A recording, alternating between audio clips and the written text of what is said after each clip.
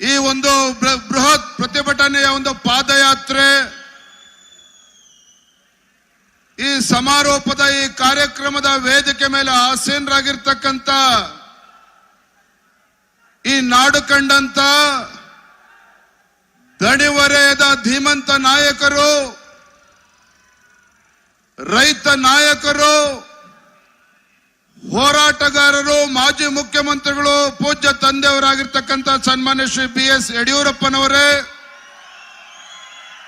ಮಾಜಿ ಮುಖ್ಯಮಂತ್ರಿಗಳು, ಕೇಂದ್ರದ ಸಚಿವರು, ಜಾತ್ಯತೀತ ಜನತಾದಳದ ಅಧ್ಯಕ್ಷರಾಗಿರ್ತಕ್ಕಂಥ ಸನ್ಮಾನ್ಯ ಶ್ರೀ ಎಚ್.ಡಿ.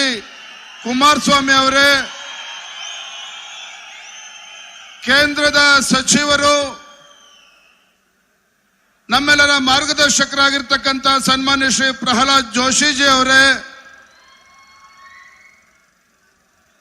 ಮಾಜಿ ಮುಖ್ಯಮಂತ್ರಿಗಳು, ಜನಪ್ರಿಯ ಸಂಸದರಾಗಿರ್ತಕ್ಕಂಥ ಸನ್ಮಾನ್ಯ ಶ್ರೀ ಬಸವರಾಜ ಬೊಮ್ಮಾಯಿಜಿ ಅವರೇ, ಮತ್ತೋರ್ವ ಮಾಜಿ ಮುಖ್ಯಮಂತ್ರಿಗಳಾಗಿರ್ತಕ್ಕಂಥ ಸದಾನಂದ ಗೌಡ್ರೆ, ವೇದಿಕೆ ಮೇಲೆ ಆಸೀನರಾಗಿರ್ತಕ್ಕಂಥ ಜಾತ್ಯತೀತ ಜನತಾದಳದ ಯುವ ಘಟಕದ ಅಧ್ಯಕ್ಷರಾಗಿರ್ತಕ್ಕಂಥ ಆತ್ಮೀಯರಾಗಿರ್ತಕ್ಕಂಥ ನಿಖಿಲ್ ಕುಮಾರಸ್ವಾಮಿ ಅವರೇ, ಜಿ.ಟಿ. ದೇವೇಗೌಡ್ರೆ, ಮೈಸೂರು ಲೋಕಸಭಾ ಕ್ಷೇತ್ರದ ಜನಪ್ರಿಯ ಸಂಸದರು, ಆತ್ಮೀಯರಾಗಿರ್ತಕ್ಕಂಥ ಯದುವೀರ್ ಒಡೆಯರ್ ಅವರೇ, ವೇದಿಕೆ ಮೇಲೆ ಆಸೀನರಾಗಿರ್ತಕ್ಕಂಥ ಎರಡೂ ಪಕ್ಷದ ಎಲ್ಲ ಸಂಸದರೇ, ಶಾಸಕರೇ, ವಿಧಾನ ಪರಿಷತ್ ಸದಸ್ಯರೇ, ಎರಡೂ ಪಕ್ಷದ ಹಿರಿಯ ಮುಖಂಡರೇ, ವೇದಿಕೆ ಮುಂಭಾಗದಲ್ಲಿ ಆಸೀನರಾಗಿರ್ತಕ್ಕಂಥ ಶ್ರದ್ಧೆಯ ಎಲ್ಲ ಎರಡೂ ಪಕ್ಷದ ಕಾರ್ಯಕರ್ತ ಬಂಧುಗಳೇ,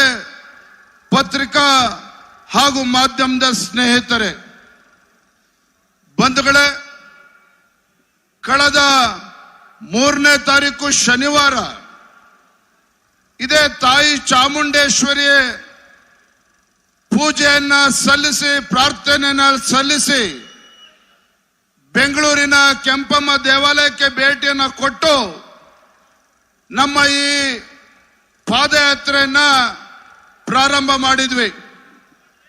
ಯಾತಕ್ಕೋಸ್ಕರ ಪ್ರಾರಂಭವನ್ನ ಮಾಡಿದ್ವಿ ಪಾದಯಾತ್ರೆ?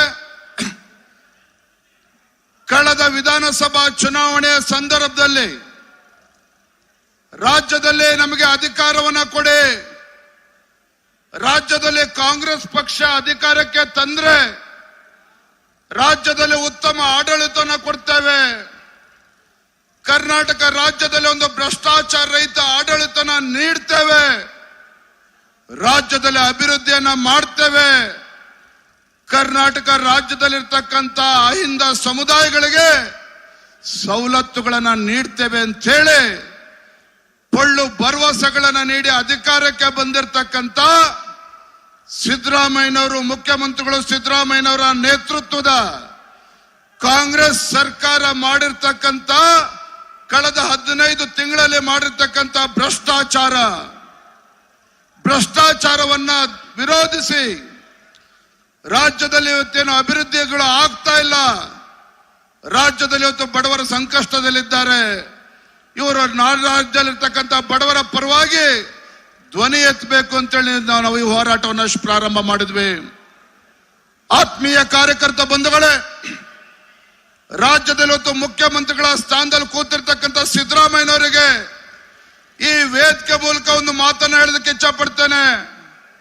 ಮಾನ್ಯ ಸಿದ್ದರಾಮಯ್ಯನವರೇ, ಭಾರತೀಯ ಜನತಾ ಪಾರ್ಟಿ ಹಾಗೂ ಜೆಡಿಎಸ್ ಪಕ್ಷದ ಈ ಹೋರಾಟ ಸಿದ್ದರಾಮಯ್ಯನವರ ವಿರುದ್ಧ ಹೋರಾಟ ಅಲ್ಲ. ಬಿಜೆಪಿ ಮತ್ತು ಜೆಡಿಎಸ್ ಪಕ್ಷ ಕಳೆದ 2 ತಿಂಗಳುಗಳಿಂದ ನಿರಂತರವಾಗಿ ಸದನದ ಒಳಗಡೆ ಸದನದ ಹೊರಗಡೆ ಏನು ಹೋರಾಟವನ್ನ ಮಾಡ್ತಾ ಇದ್ದೇವೆ, ಸಿದ್ದರಾಮಯ್ಯನವರ ವಿರುದ್ಧ ಮಾಡ್ತಾ ಇರ್ತಕ್ಕಂಥ ಹೋರಾಟ ಅಲ್ಲ.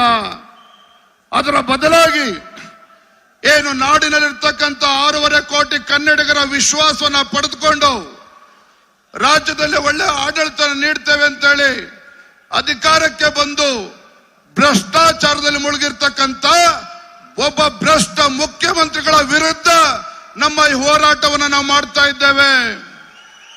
ನಮ್ಮ ಹೋರಾಟ ಸಿದ್ದರಾಮಯ್ಯನವರ ವಿರುದ್ಧ ಅಲ್ಲ, ಯಾವ ಜನರ ಆಶೀರ್ವಾದದಿಂದ ರಾಜ್ಯದಲ್ಲಿ ಅಧಿಕಾರಕ್ಕೆ ಬಂದಿರತಕ್ಕಂತ ಕಾಂಗ್ರೆಸ್ ಸರ್ಕಾರ ಈ ನಾಡಿನಲ್ಲಿರ್ತಕ್ಕಂಥ 6.5 ಕೋಟಿ ಕನ್ನಡಿಗರಿಗೆ ಏನು ವಂಚನೆ ಮಾಡಿದ್ದಾರೆ, ಮೋಸ ಮಾಡಿದ್ದಾರೆ, ಭ್ರಷ್ಟಾಚಾರ ಮಾಡಿದ್ದಾರೆ ಅಂತ ಭ್ರಷ್ಟ ಕಾಂಗ್ರೆಸ್ ಸರ್ಕಾರವನ್ನ ಬುಡ ಸಮೇತ ಕಿತ್ತು ಹಾಕಬೇಕು ಅಂತಕ್ಕಂಥ ಸಂಕಲ್ಪದೊಂದಿಗೆ ನಾವಿವತ್ತು ಹೋರಾಟವನ್ನ ಮಾಡ್ತಾ ಇದ್ದೇವೆ. ಸ್ವಾಮಿ ಸಿದ್ದರಾಮಯ್ಯನವರೇ, ಸ್ವಾಮಿ ಡಿ.ಕೆ. ಶಿವಕುಮಾರ್ ಅವರೇ, ಅಧಿಕಾರದ ದಾಹದಿಂದ ನಾವು ಹೋರಾಟವನ್ನ ಮಾಡ್ತಾ ಇಲ್ಲ. ಅಧಿಕಾರದ ದಾಹದಿಂದ ನಾವು ಹೋರಾಟವನ್ನ ಮಾಡ್ತಿಲ್ಲ. ಏನ್ ಮಾಡಿದ್ರಿ ಕಳೆದ 16 ತಿಂಗಳಲ್ಲಿ? ರಾಜ್ಯದಲ್ಲಿ ಭೀಕರ ಬರ, ರಾಜ್ಯದಲ್ಲಿರ್ತಕ್ಕಂಥ ರೈತರ ಸಂಕಷ್ಟಕ್ಕೆ ಸ್ಪಂದನೆ ಮಾಡ್ತಕ್ಕಂಥ ನಿಮ್ಮ ನಿಲುವು ತೋರಿಸಿದ್ರ ಮಾನ್ಯ ಮುಖ್ಯಮಂತ್ರಿಗಳು ಸಿದ್ದರಾಮಯ್ಯನವರೇ. ರಾಜ್ಯದಲ್ಲಿ ಭೀಕರ ಬರ ಇದ್ರೂ ಸಹ ಇವತ್ತೊಬ್ಬ ಮುಖ್ಯಮಂತ್ರಿಗಳು, ನಿಮ್ಮ ಸರ್ಕಾರ ಈ ನಾಡಿಗೆ 2 ತುತ್ತು ಅನ್ನವನ್ನ ಕೊಡ್ತಕ್ಕಂಥ ರೈತ, ಅವನನ್ನ ಕಾಪಾಡ್ತಕ್ಕಂಥ ಯೋಗ್ಯತೆ ನಿಮ್ಮ ಕಾಂಗ್ರೆಸ್ ಸರ್ಕಾರಕ್ಕೆ ಇರಲಿಲ್ಲ. ನೆರೆ ರಾಜ್ಯದಲ್ಲಿ ಬಡವರು ಮನೆ ಕಳ್ಕೊಂಡಿದ್ದಾರೆ.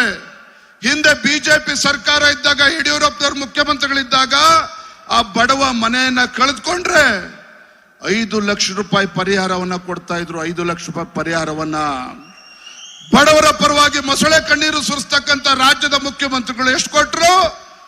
1 ಲಕ್ಷ ರೂಪಾಯಿ ಕೊಡ್ತೇನೆ ಅಂತೇಳಿ ಘೋಷಣೆ ಮಾಡಿದ್ದಾರೆ. ಆ ಹಣವನ್ನು ಕೂಡ ಇನ್ನೂ ಕೊಟ್ಟಿಲ್ಲ.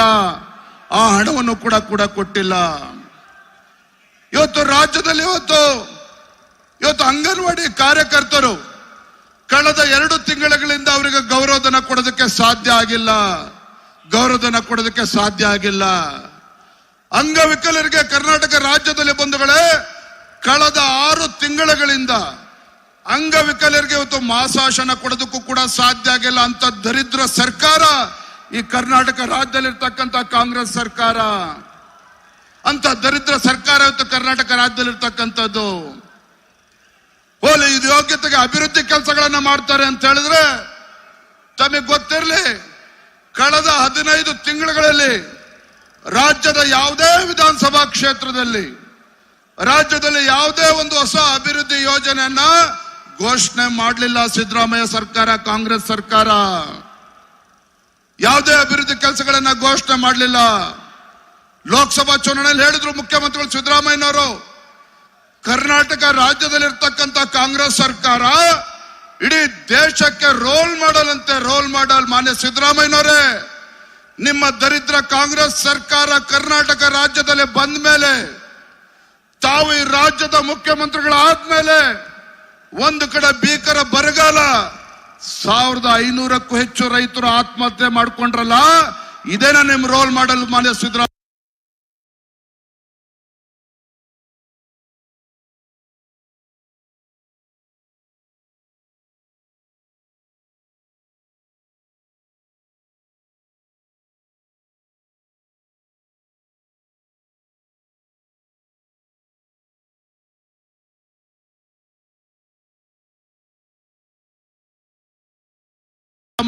ಈ ರಾಜ್ಯದ ಜನ ಮಾತನಾಡ್ತಾ ಇದ್ದಾರೆ. ನಾವು ವಿರೋಧ ಪಕ್ಷವಾಗಿ ಇವತ್ತು ರಾಜ್ಯದ ಮುಖ್ಯಮಂತ್ರಿಗಳಿಗೆ, ಆಡಳಿತ ಪಕ್ಷಕ್ಕೆ ಸವಾಲನ್ನ ಹಾಕಕ್ ಹೋದ್ರೆ ನಮ್ಗೆ ಧಮಕಿ ಹಾಕ್ತೀರಾ ಮಾನ್ಯ ಸಿದ್ದರಾಮಯ್ಯನವರೇ? ವಿರೋಧ ಪಕ್ಷದವರು ಅಂತ ಹೇಳಿದ್ರೆ ನಿಮ್ಮನ್ನ ಚಮಚಾಗಿರಿ ಮಾಡ್ಕೊಂಡಿರ್ಬೇಕ. ನಾವು ವಿರೋಧ ಪಕ್ಷದವರಾಗಿ ನೀವು ಮಾಡ್ತಾ ಇರ್ತಕ್ಕಂಥ ಭ್ರಷ್ಟಾಚಾರ ಹಗರಣಗಳಿಗೆ ಬಹುಪರಾಗಿ ಹೇಳ್ತಕ್ಕಂಥ ವಿರೋಧ ಪಕ್ಷ ನಿಮಗೆ ಬೇಕಾ? ಸಾಧ್ಯ ಇಲ್ಲ.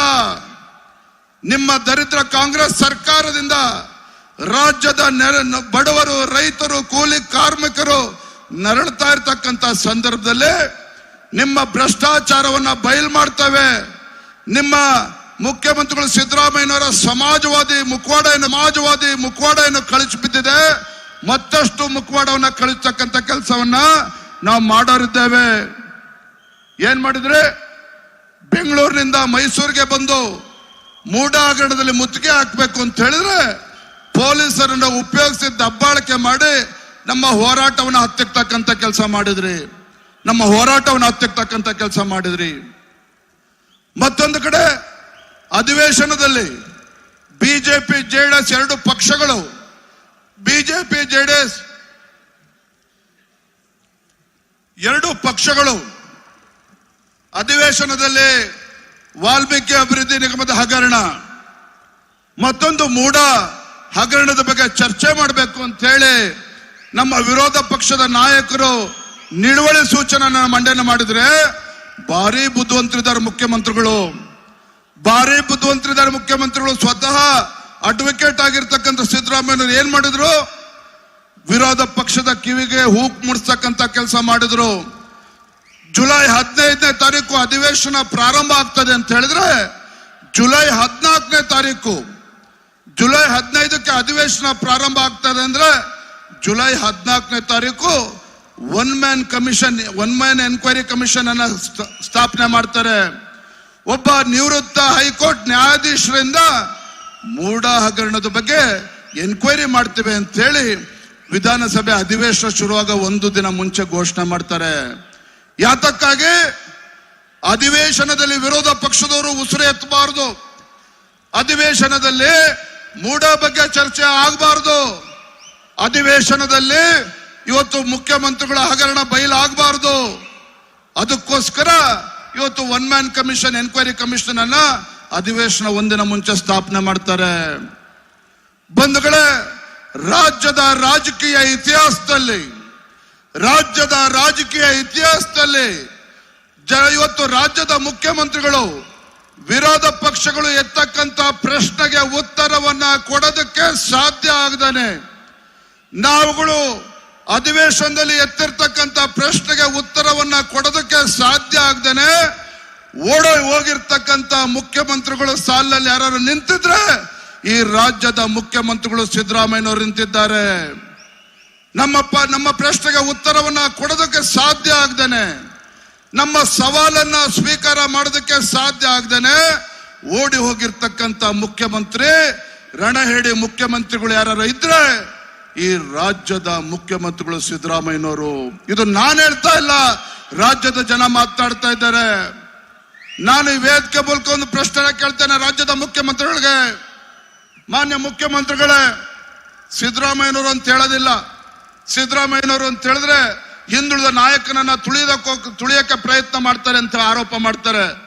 ಹಾಗಾಗಿ ರಾಜ್ಯದ ಮುಖ್ಯಮಂತ್ರಿಗಳಿಗೆ ಒಂದು ಸವಾಲನ್ನ ಹಾಕ್ತೇನೆ, ನೀವು ನಿಜವಾಗ್ಲೂ ಕೂಡ ಪ್ರಾಮಾಣಿಕರು ಆಗಿದ್ದೇ ಆದ್ರೆ, ನೀವು ನಿಜವಾಗ್ಲೂ ಕೂಡ ಮೂಡ ಹಗರಣದಲ್ಲಿ 5,000 ಕೋಟಿಗೂ ಹೆಚ್ಚು ಹಗರಣ ಆಗಿರ್ಲಿಲ್ಲ ಅಂತ ಹೇಳಿದ್ರೆ ಸದನದಿಂದ ಓಡೋಗ್ತಕ್ಕಂಥ ಕೆಲಸ ಯಾಕೆ ಮಾಡಿದ್ರಿ? ಯಾಕೆ ನಮ್ಮ ಪ್ರಶ್ನೆಗೆ ಉತ್ತರವನ್ನ ಕೊಡ್ತಕ್ಕಂಥ ಕೆಲಸ ಮಾಡಲಿಲ್ಲ? ಇವತ್ತು ನಮ್ಮ ಪ್ರಶ್ನೆಗೆ ಉತ್ತರ ಕೊಡೋದಕ್ಕೆ ಸಾಧ್ಯ ಆಗದೆ ಇರತಕ್ಕಂಥ ಮುಖ್ಯಮಂತ್ರಿಗಳು ಜೊತೆಗೆ ಉಪಮುಖ್ಯಮಂತ್ರಿಗಳು ವಿರೋಧ ಪಕ್ಷಕ್ಕೆ ಸವಾಲಾಗ್ತಾರೆ, ವಿರೋಧ ಪಕ್ಷಗಳಿಗೆ ಗೊಡ್ಡು ಬೆದರಿಕೆ ಹಾಕ್ತಾರೆ. ವಿರೋಧ ಪಕ್ಷದ ಹಿಂದಿನ ಹಗರಣಗಳು ಅಂತೇಳಿ ಅವ್ರೇನ್ ಮಾತನಾಡ್ತಾ ಇದ್ದಾರೆ, ಬಿಚ್ಚಿಡ್ತೇವೆ ಅನ್ನುವ ಒಂದು ದುರಂಕಾರದ ಒಂದು ಹೆದರಿಸ್ತಕ್ಕಂಥ ಕುತಂತ್ರವನ್ನು ಮಾಡ್ತಾರೆ. ಮಾನ್ಯ ಮುಖ್ಯಮಂತ್ರಿಗಳೇ, ಮಾನ್ಯ ಉಪಮುಖ್ಯಮಂತ್ರಿಗಳನ್ನ ಸವಾಲನ್ನ ಹಾಕ್ತಾನೆ ವೇದಿಕೆ ಮೂಲಕ, ತಾಕತ್ತಿದ್ರೆ ಬನ್ನಿ, ಯಾವ ಹಗರಣಗಳು ನೀವು ಮಾತನಾಡ್ತಿರೋ ವಿರೋಧ ಪಕ್ಷದ ಮೇಲೆ ಬಿಚ್ಚಿಡ್ತಕ್ಕಂಥ ಕೆಲಸವನ್ನ ಮಾಡಿ. ಆದ್ರೆ ನಮ್ಮ ಹಗರಣ ಬಗ್ಗೆ ಬಿಚ್ಚಿಡ್ತಕ್ಕಂಥ ನಾವು ನಮ್ಮ ಸರ್ಕಾರದ ಬಗ್ಗೆ ನಾವು ವಿನಾಕಾರಣ ಆರೋಪ ಮಾಡ್ತಾ ಇದ್ದೀರಿ.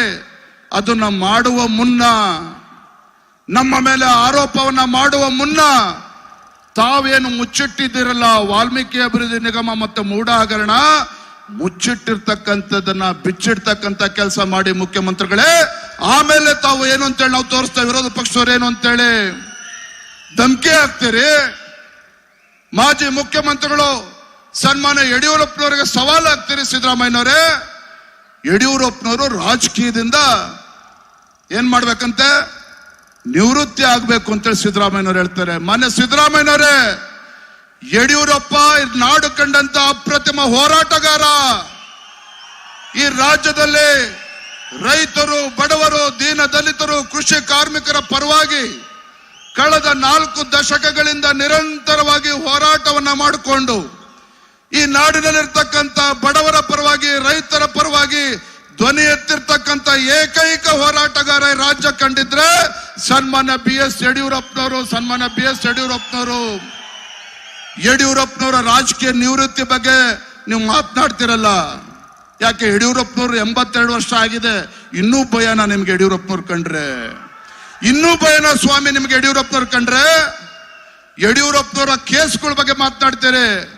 ಸ್ವಾಮಿ ಸಿದ್ದರಾಮಯ್ಯನವರೇ, ಹಿಂದಿನ ಬಾರಿ ತಾವು ಮುಖ್ಯಮಂತ್ರಿಗಳಾದಾಗ ಮರ್ತ್ಬಿಟ್ಟಿರ್ಬೇಕು, ಯಾವ CAG ರಿಪೋರ್ಟ್ ಮೇಲೆ ಅಂದಿನ ಕಾಂಗ್ರೆಸ್ ಸರ್ಕಾರ, ಸಿದ್ದರಾಮಯ್ಯ ನೇತೃತ್ವದ ಕಾಂಗ್ರೆಸ್ ಸರ್ಕಾರ CAG ರಿಪೋರ್ಟ್ ಮೇಲೆ ಒಂದಲ್ಲ ಎರಡಲ್ಲ 15 FIR ಗಳನ್ನ ಮಾಡ್ತಾರೆ ಯಡಿಯೂರಪ್ಪನವ್ರ ವಿರುದ್ಧ. ಕಾರಣ ಏನಪ್ಪಾ ಅಂತ ಹೇಳಿದ್ರೆ, ಯಡಿಯೂರಪ್ಪನವರು ಮತ್ತೆ ರಾಜ್ಯದ ಅಧ್ಯಕ್ಷರಾದ್ರೆ, ಯಡಿಯೂರಪ್ಪನವರು ವಾಪಸ್ ಬಿಜೆಪಿಗೆ ಬಂದ ಮೇಲೆ ರಾಜ್ಯದ ಅಧ್ಯಕ್ಷರು ಆದ್ರೆ ಸಿದ್ದರಾಮಯ್ಯನವರು 2ನೇ ಬಾರಿ ಮುಖ್ಯಮಂತ್ರಿ ಆಗ್ತಕ್ಕಂತ ಒಂದು ಕನಸು ಭಗ್ನ ಆಗ್ತದೆ ಅಂತ ಹೇಳಿ 15 FIR ಗಳನ್ನ CAG ರಿಪೋರ್ಟ್ ಮೇಲೆ ಇವತ್ತು FIR ರಿಜಿಸ್ಟರ್ ಮಾಡ್ತಾರೆ. ಇವತ್ತು ಯಡಿಯೂರಪ್ಪನ ವಿರುದ್ಧ ಕುತಂತ್ರಗಳು ನೆನ್ನೆ ಅಲ್ಲ ಮೊನ್ನೆ ಅಲ್ಲ, ಕಳೆದ 10-15 ವರ್ಷದಲ್ಲಿ ನಿರಂತರವಾಗಿ ಯಡಿಯೂರಪ್ಪನವ್ರನ್ನ ರಾಜಕೀಯವಾಗಿ ಮುಗಿಸ್ಬೇಕು ಅಂತಕ್ಕಂಥ ಷಡ್ಯಂತ್ರ ಏನು ನಡೆದುಕೊಂಡು ಬಂದಿದೆ. ಇದರ ನಡುವೆನೂ ಸಹ ಯಡಿಯೂರಪ್ಪನವ್ರು ಯಾವತ್ತೂ ಕೂಡ ಬೆನ್ನು ತೋರಿಸಿ ಹೋಗ್ಲಿಲ್ಲ. ಸನ್ಮಾನ್ಯ ಸಿದ್ದರಾಮಯ್ಯನವರೇ, ಯಡಿಯೂರಪ್ಪನವ್ರು ಯಾವತ್ತೂ ಕೂಡ ಹೆದರು ಓಡೋಗ್ಲಿಲ್ಲ. ಮೊನ್ನೆ DK ಶಿವಕುಮಾರ್ ಅವರೇ, ಯಡಿಯೂರಪ್ಪನವರ ಬಗ್ಗೆ ಹಗುರವಾಗಿ ಮಾತನಾಡ್ತಕ್ಕಂಥದ್ದನ್ನ ಬಿಡಿ, ನಿಮ್ಮ ಕುರ್ಚಿಯನ್ನ ಉಳಿಸ್ಕೊಳ್ತಕ್ಕಂಥ ಕೆಲಸವನ್ನ ಮಾಡಿ, ನಿಮ್ಮ ಕುರ್ಚಿಯನ್ನ ಉಳಿಸ್ಕೊಳ್ತಕ್ಕಂಥ ಕೆಲಸ ಮಾಡಿ. ಇವತ್ತು ನಮ್ಮ ಹೋರಾಟವನ್ನು ಹತ್ತಿರ್ತಕ್ಕಂಥ ಕೆಲಸ ಇವತ್ತು ನಿಮ್ಮ ಕೈಲೇ ಮಾಡೋದಕ್ಕೆ ಸಾಧ್ಯ ಇಲ್ಲ. ಬಹುಶಃ ಯಡಿಯೂರಪ್ಪನವ್ರ ಬಗ್ಗೆ ಮುಖ್ಯಮಂತ್ರಿಗಳಿಗೂ ಉಪಮುಖ್ಯಮಂತ್ರಿಗಳಿಗೂ ಗೊತ್ತಿಲ್ಲ. ಹಿಂದೆ 70ರ ದಶಕದಲ್ಲಿ ಶಿಕಾರಿಪುರದಲ್ಲಿ ಯಡಿಯೂರಪ್ಪನವ್ರ ಮೇಲೆ ಮಾರಣಾಂತಿಕ ಹಲ್ಲೆ ಆದಾಗ, ಯಡಿಯೂರಪ್ಪನವರು ಜೀವನ ಹೋಯ್ತು ಅಂತ ಹೇಳಿದಾಗ, ಆ ಸಂದರ್ಭದಲ್ಲಿ ಬದುಕುಳಿದಾಗ ಸಿದ್ದರಾಮಯ್ಯನವರೇ, DK ಶಿವಕುಮಾರ್ ಅವರೇ ಕೇಳಿಸ್ಕೊಳ್ಳಿ ನನ್ನ ಮಾತನ್ನ. ಯಡಿಯೂರಪ್ಪನವರು ಅವತ್ತೇ ಹೇಳಿದ್ರು ನಮ್ಮ ತಾಯಿಗೆ, ನಾನಿವತ್ತೇನಾರೋ ಬದುಕು ಉಳಿದಿದ್ದೆ ಆದ್ರೆ ನನ್ನ ಜೀವ ಇರುವವರೆಗೂ ಸಹ ನಾನು ಈ ರಾಜ್ಯದಲ್ಲಿರ್ತಕ್ಕಂಥ ಬಡವರ ಪರವಾಗಿ, ರೈತರ ಪರವಾಗಿ ಹೋರಾಟವನ್ನ ಮಾಡ್ತಾನೆ, ಧ್ವನಿ ಎತ್ತೇನೆ ಅನ್ನೋ ಮಾತನ್ನ ತಂದೆಯವರು ಹೇಳಿರ್ತಕ್ಕಂಥದ್ದು. ಹಾಗಾಗಿ ಮಾನ್ಯ ಮುಖ್ಯಮಂತ್ರಿ ಸಿದ್ದರಾಮಯ್ಯನವರೇ, ಯಡಿಯೂರಪ್ಪನವರ ರಾಜಕೀಯ ನಿವೃತ್ತಿಯ ಮಾತನ್ನ ವಾಪಸ್ ತೆಗೆದುಕೊಳ್ಳಿ. ನೀವು ವಾಪಸ್ ತೆಗೆದುಕೊಳ್ಳಿ. ಯಡಿಯೂರಪ್ಪನವರು ಪೂಜ್ಯ ತಂದೆಯವರು ಕೊನೆಯ ಉಸಿರು ಇರುವವರೆಗೂ ಕೂಡ ಅವರು ಹೋರಾಟವನ್ನ ಮಾಡ್ತಾರೆ. ಅದನ್ನ ಕಸಿಯೋದಕ್ಕೆ ನಮಗೆ ಸಾಧ್ಯ ಇಲ್ಲ. ಬಂಧುಗಳೇ, ವಾಲ್ಮೀಕಿ ಅಭಿವೃದ್ಧಿ ನಿಗಮದ ಬಗ್ಗೆ, ಮೂಡ ಬಗ್ಗೆ ಹೆಚ್ಚೇನು ಹೇಳೋದಕ್ಕೆ ಹೋಗೋದಿಲ್ಲ. ವಾಲ್ಮೀಕಿ ಅಭಿವೃದ್ಧಿ ನಿಗಮ ಹಗರಣದಲ್ಲಿ ಸ್ವತಃ ಮುಖ್ಯಮಂತ್ರಿಗಳೇ ಹಗರಣ ಆಗಿಲ್ಲ ಅಂತ ಹೇಳ್ತಾ ಇದ್ರು. 187 ಕೋಟಿ ಅಲ್ಲ, 89 ಕೋಟಿ ಅಂತ ಹೇಳಿ ಸದನದಲ್ಲೇ ಮುಖ್ಯಮಂತ್ರಿಗಳು ಒಪ್ಕೊಂಡಿದ್ದಾರೆ ಭ್ರಷ್ಟಾಚಾರ ಆಗಿರೋದ್ರ ಬಗ್ಗೆ. ಅವರ ಮಂತ್ರಿಗಳ ರಾಜೀನಾಮೆಯನ್ನು ಕೂಡ ಪಡೆದುಕೊಂಡಿದ್ದಾರೆ. ಮೂಡ ಹಗರಣ, ಮೂಡ ಹಗರಣದ ಬಗ್ಗೆ 2 ನಿಮಿಷದಲ್ಲಿ ಹೇಳಿ ನನ್ನ ಮಾತನ್ನು ಮುಗಿಸ್ತೇನೆ, ಸಾಕಷ್ಟು ಸಮಯ ಆಗಿದೆ.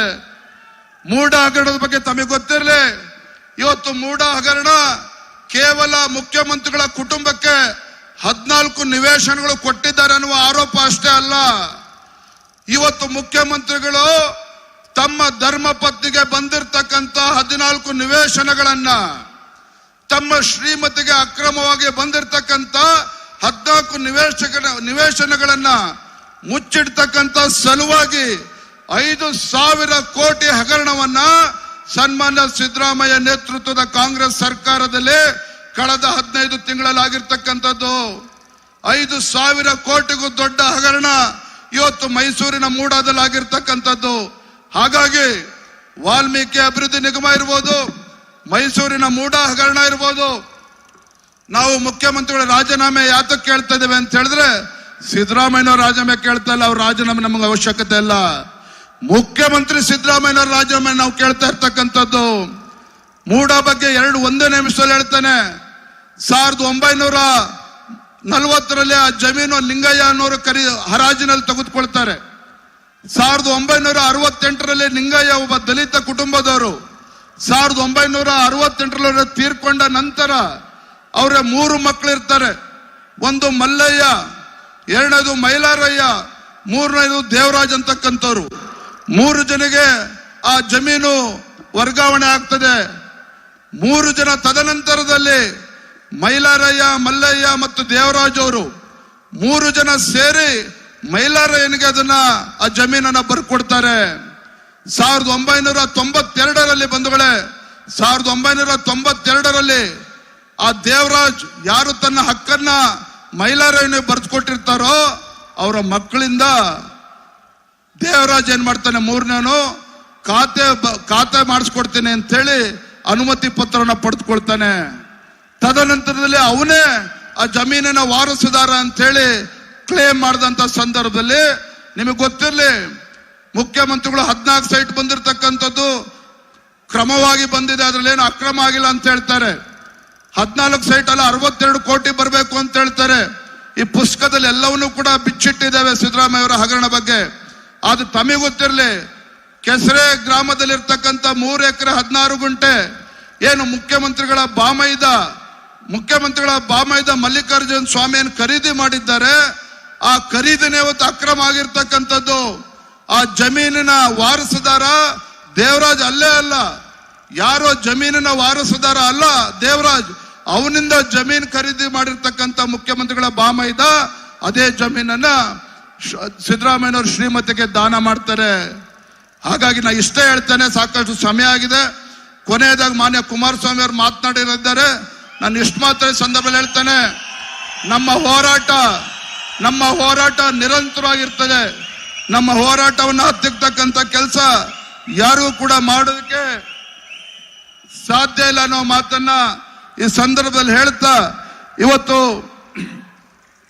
ಇವತ್ತು ನಮ್ಮ ಪಾದಯಾತ್ರೆ ಕಳೆದ 3ನೇ ತಾರೀಕು ಪೂಜ್ಯ ತಂದೆಯವರು ಸನ್ಮಾನ್ಯ BS ಯಡಿಯೂರಪ್ಪನವರು, ಮಾನ್ಯ ಮಾಜಿ ಮುಖ್ಯಮಂತ್ರಿಗಳಾಗಿರ್ತಕ್ಕಂಥ HD ಕುಮಾರಸ್ವಾಮಿ ಅವರು ನಮ್ಮ ಪಾದಯಾತ್ರೆಗೆ ಚಾಲನೆಯನ್ನ ಕೊಟ್ಟರು. 3ನೇ ತಾರೀಕು ಶನಿವಾರದಿಂದ ನಾನು ಮತ್ತು ನಿಖಿಲ್ ಕುಮಾರಸ್ವಾಮಿ ಅವರು, ನಮ್ಮ ಪಕ್ಷದ ಎರಡೂ ಪಕ್ಷದ ಎಲ್ಲ ಶಾಸಕರು, ವಿಧಾನ ಪರಿಷತ್ ಸದಸ್ಯರು, ಸಂಸದರು ಎಲ್ಲರೂ ಕೂಡ, ನಮ್ಮ ಕಾರ್ಯಕರ್ತರು ಕೂಡ ಲಕ್ಷೋಪಲಕ್ಷ ಸಂಖ್ಯೆಯಲ್ಲಿ ತಾವೆಲ್ಲರೂ ಕೂಡ ಬಂದಿದ್ದೀರಿ. ನಾನು ಇವತ್ತು ವೇದಿಕೆ ಮೂಲಕ ರಾಜ್ಯದ ಮೂಲೆಗಳಿಂದ ಬಂದಿರತಕ್ಕಂಥ ನಮ್ಮ ಪಾದಯಾತ್ರೆನ ಯಶಸ್ವಿ ಮಾಡೋದಕ್ಕೆ ಕಾರಣೀಭೂತರಾಗಿರ್ತಕ್ಕಂಥ ನಮ್ಮ ಲಕ್ಷ ಕಾರ್ಯಕರ್ತರಿಗೆ ದೀರ್ಘದಂಡ ನಮಸ್ಕಾರವನ್ನ ನಾನು ವೇದಿಕೆ ಮೂಲಕ ಮಾಡೋದಕ್ಕೆ ಇಚ್ಛಪಡ್ತೇನೆ. ಕೊನೆಯದಾಗಿ ಒಂದು ಮಾತನ್ನ ಹೇಳ್ತೇನೆ ಬಂಧುಗಳೇ, ಇವತ್ತು ನಮ್ಮ ಹೋರಾಟ, ನಮ್ಮ ಈ ಪ್ರತಿಭಟನೆ ಇವತ್ತು ಇಂಥ ಭ್ರಷ್ಟ ಕಾಂಗ್ರೆಸ್ ಸರ್ಕಾರವನ್ನ ಕಿತ್ತು ಒಗೆಯವರೆಗೂ ಕೂಡ ನಾವು ನಿರಂತರ ಹೋರಾಟವನ್ನ ಮಾಡ್ತೇವೆ. ನಿನ್ನೆ ನಡೆದಿರ್ತಕ್ಕಂಥ ಮೈಸೂರಿನ ಜನಾಂದೋಲನ ಕಾರ್ಯಕ್ರಮ, ಸನ್ಮಾನ್ಯ ಸಿದ್ದರಾಮಯ್ಯನವರು ಮುಖ್ಯಮಂತ್ರಿಗಳ ಮಾತನ್ನು ನಾನು ಕೂಡ ಕೇಳ್ತಾ ಇದ್ದೆ. ಪಾಪ ಬಹಳ ನೋವಿನಿಂದ ಮಾತನಾಡ್ತಾ ಇದ್ರು. ಇವತ್ತು ಆ ನೋವಿನಿಂದ ಮಾತನಾಡ್ತಿದ್ದ ಸಿದ್ದರಾಮಯ್ಯನವರು ಮಾತುಗಳನ್ನ ಕೇಳಿ ನನಗೂ ಕೂಡ ಅಯ್ಯೋ ಪಾಪ ಅಂತ ಅನ್ನಿಸ್ತು. ಆದ್ರೆ ಇವತ್ತು ಬರ ಬಂದಂತ ಸಂದರ್ಭದಲ್ಲಿ, ರಾಜ್ಯದಲ್ಲಿ ನೆರೆ ಇದ್ದಂತ ಸಂದರ್ಭದಲ್ಲಿ, ಇವತ್ತು ರಾಜ್ಯದಲ್ಲಿರ್ತಕ್ಕಂಥ ದೀನ ದಲಿತರು, ಬಡವರು, ಕೃಷಿ ಕಾರ್ಮಿಕರ ಪರವಾಗಿ ಅದೇ ಅನುಕಂಪ ತೋರಿಸಿದ್ದಿದ್ರೆ ಬಹುಶಃ ಇಂಥ ದುಸ್ಥಿತಿಗೆ ಇವತ್ತು ರಾಜ್ಯದ ಮುಖ್ಯಮಂತ್ರಿಗಳು ಬರ್ತಾ ಇರಲಿಲ್ಲ.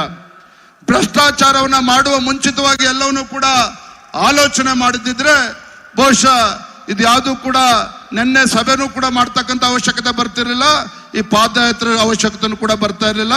ಹಾಗೆ ಕೊನೆಯದಾಗಿ ಈ ರಾಜ್ಯದ ಗೌರವಾನ್ವಿತ ಮುಖ್ಯಮಂತ್ರಿಗಳು ಸಿದ್ದರಾಮಯ್ಯನವರಿಗೆ ಈ ವೇದಿಕೆ ಮೂಲಕ ಗೌರವವಾಗಿ ನಾವು ವಿನಂತಿಯನ್ನ ಮಾಡ್ತೇನೆ. ಇದು ವೈಯಕ್ತಿಕ ಟೀಕೆ ಅನ್ನೋದನ್ನ ಬದಿಗಿಟ್ಟು, ತಮ್ಮ ನೇತೃತ್ವದ ಕಾಂಗ್ರೆಸ್ ಸರ್ಕಾರ ಭ್ರಷ್ಟಾಚಾರ ಮಾಡಿದೆ. ಸಿದ್ದರಾಮಯ್ಯ ನೇತೃತ್ವದ ಕಾಂಗ್ರೆಸ್ ಸರ್ಕಾರ ಸಾವಿರಾರು ಕೋಟಿಯನ್ನ ಲೂಟಿ ಮಾಡಿದೆ.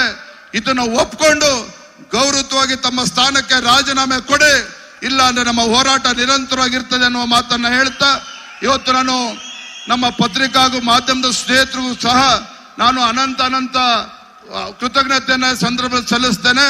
ಮತ್ತು ನಮ್ಮ ಪಾದಯಾತ್ರೆ ಬಹಳ ಯಶಸ್ವಿಯಾಗಿ ಆಯೋಜನೆ ಮಾಡಿರ್ತಕ್ಕಂಥ ನಮ್ಮ ಪಕ್ಷದ ಎಲ್ಲ ಕಾರ್ಯಕರ್ತರು, ಯಾರು ಹೆಸರು ಹೇಳೋದಕ್ಕೆ ಹೋಗೋದಿಲ್ಲ, ಯಾಕೆಂದ್ರೆ ಶನಿವಾರ 3ನೇ ತಾರೀಕು ಪ್ರಾರಂಭ ಆಗಿರ್ತಕ್ಕಂಥ ಈ ಪಾದಯಾತ್ರೆ ಕೇವಲ 5 ದಿನಗಳು ಮಾತ್ರ ತಯಾರಿನ ಮಾಡಿರ್ತಕ್ಕಂಥದ್ದು.